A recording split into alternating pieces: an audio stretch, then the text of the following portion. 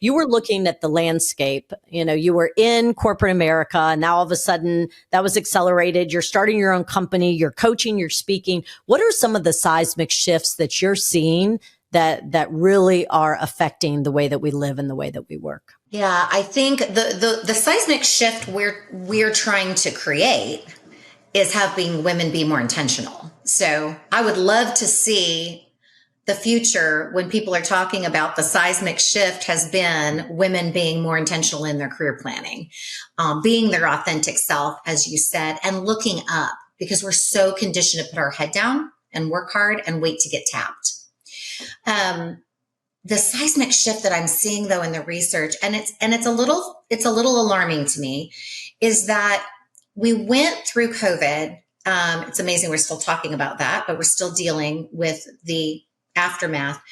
And we went to so many people working from home, working hybrid, et cetera. And what the data shows us, the Gartner data and others, is that women and the Black, Indigenous, people of color communities really are thriving in those environments and prefer those environments. It allows them to multitask, to manage all of the competing demands, and quite frankly, minimize some of the microaggressions that happen inside a lot of workplaces. However, at this point, companies are starting to feel the need to bring everybody back.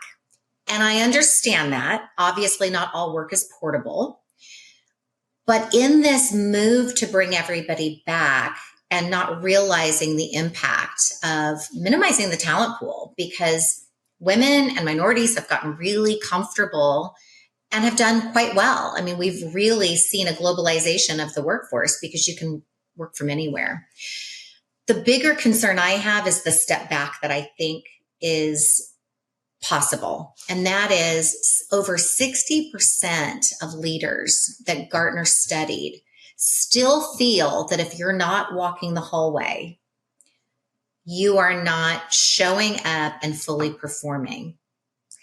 And that the promotion is going to go to those that they can visibly see in the hallway and at the water cooler and in the offices. Even though the data conflicts with that, the data shows that people are as productive or more productive in these hybrid and work from home situations. So even though the data is clear about performance, we are really lagging in terms of leaders understanding the capabilities of people working in these remote environments. It worries me that we're going to see more women and the BIPOC community have fewer and fewer chances of those promotional opportunities. So what's the solution?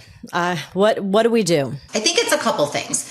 First of all, I think, again, our theme is intentionality. Connection is so important.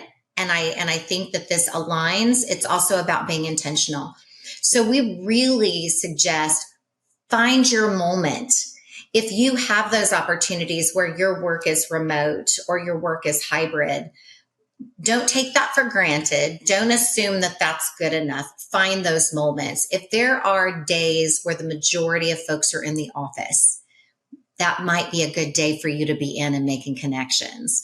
And don't book your day full of meetings where you're in an office with the door shut, because that doesn't solve anything, right? So it's find those opportunities to connect for coffee or lunch. Find those opportunities to be in the building, if that makes sense in your environment, where you can have those connection opportunities, even build those virtual connection opportunities, but be intentional about it, because out of sight, sadly, and not just, but a bit out of mind.